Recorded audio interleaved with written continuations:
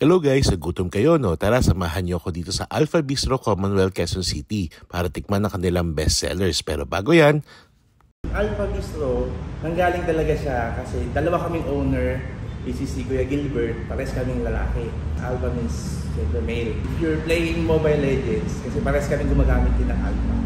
Serving bagnet specialties like pancit bagnet, dinuguan bagnet, kare-kare bagnet, Bicol Express bagnet. marami pang iba kaya i-post nyo na lang itong kanilang menu.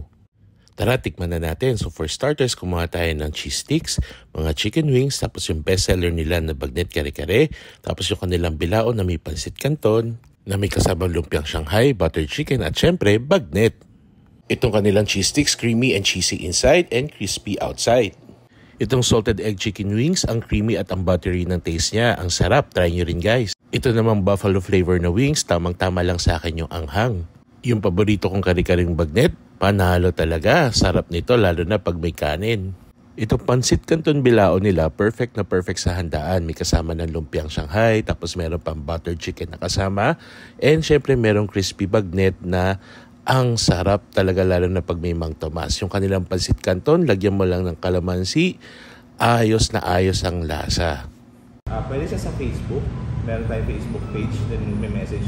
Then ipapa-book natin through Lalamove. Yun yung meron tayo. Ano pang hihintay nyo guys? Tara na, kain tayo dito sa Alpha Bistro.